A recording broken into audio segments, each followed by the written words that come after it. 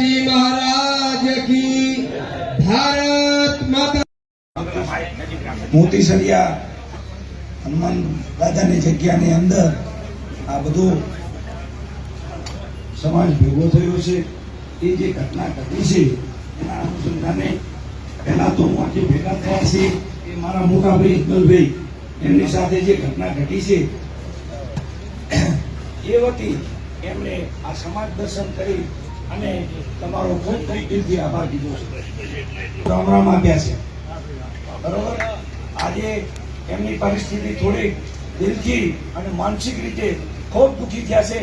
એના માટે થઈ અને એ સમાજને મારો એવો સંદેશો આપજો કે મને કાયદાકીય રીતે ન્યાયના બંધારણની અંદર રહી અને જેને મારી સાથે આ અપમાન કર્યું છે અને મને આ મારું જે અપમાન થયું છે એનું એક ન્યાય પ્રક્રિયાની અંદર રહી અને ન્યાય અપાવે। ચૌધરી સમાજ છે એ શાંતિપ્રિય સમાજ છે। આજે જે વસ્ત્ર ધારણ કરીને બેઠો છે એ સફેદ વસ્ત્ર છે।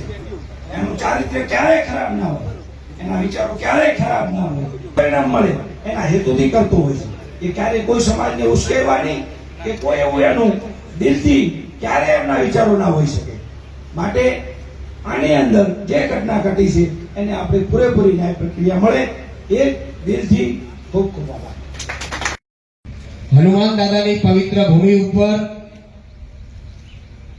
કાંકરેજી પ્રગણો અને હિંદવાડી પ્રગણાના સૌ આગેવાનો યુવાન મિત્રો નો હું ભેમાભાઈ ચૌધરી આપ સૌને પ્રણામ વંદન કરી અને આવકારું છું। મિત્રો માનસીભાઈ મોટા જોડાપુરા સરપંચ તરીકે છું અને અજમલભાઈ જે છે એમના ભાણેજ છું।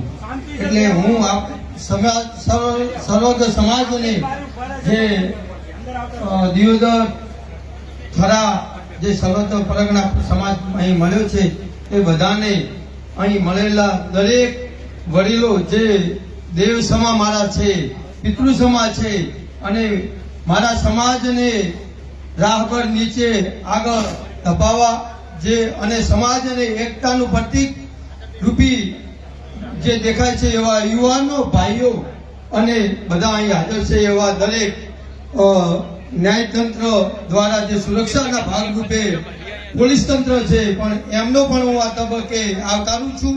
હું મારી આ સમાજ જે એકઠો થયો છે એ વિશે સમાજ ચિંતન મીટિંગ બોલાય છે। સમાજે ચિંતન કરવાનું છે તો આ ચિંતન જે સમાજ કરશે અને ચિંતન રૂપી જે સંદેશ મોકલશે એ ઘરે રહેલા વડીલો ભાઈઓ માતાઓ બહેનો સુધી પહોંચાડી અને એનું ચિંતનનું પાલન કરવાનું છે। અહીં સમાજ જે પણ બંધારણ કરશે જે પણ ચિંતન કરશે એ સંદેશ આપણા પરિવારમાં જઈ અને એનું નેક રૂપે પાલન થાય અને એનું હું દરેક આવનાર ભાઈઓને એનો સંદેશ દરેક પરિવારમાં દરેક ઘરે પહોંચે અને એનું ચિંતન કરીએ એ સંદેશ। જય જવાન જય જવાન। હવે આપણે જે અત્યારે મળ્યા હતા ને એ તમામ સમાજોના વેદનાને લીધે મળેલા છે। અત્યારે જે આપણે મળ્યા છે ને એ તમામ સમાજોને એક ઠેસ પહોંચાડી છે એના અનુસંધાને મળેલા છે। અત્યારે આ જે ઘટના બનીને એ કોઈ ચૌધરી સમાજની કે કોઈ બીજા સમાજની નથી। તમામ સમાજોને એક ખરેખર આપણા તમામ સમાજોના એક વડીલ જે ખેડૂત એમનો જે અપમાન કર્યું છે એના અનુસંધાને ન્યાય માટે મળેલા છે અને આપણો એક જ આશા છે કે આપણે ન્યાય લઈને જ આપણે જંપવાનું છે। સાથે સાથે આપણે સરકારને પણ કહેવા માંગીએ છીએ કે અમે ન્યાય માંગી રહ્યા છે। અમારા વિસ્તારમાં જે ખેડૂતનું જે અપમાન કર્યું છે અને જે મેન આરોપી છે એનું નામ આપવા માંગતા નથી।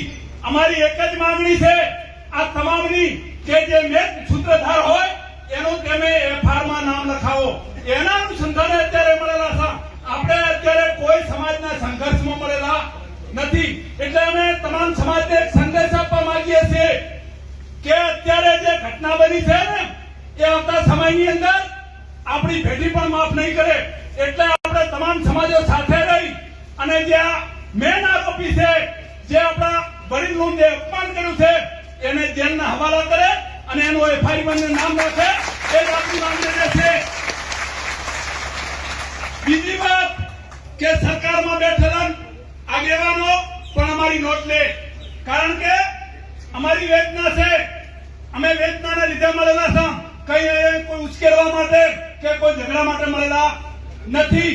આપણે એક જ માંગણી છે કે જે અત્યારે જે આરોપી છે એ નાસ્તો ફરી રહેલો છે, એનો આ નામ નથી આપતા, એનું કારણ શું છે, એની અંદર કોણ ષડયંત્ર રચી રહ્યું છે, એની પણ તપાસ કરે.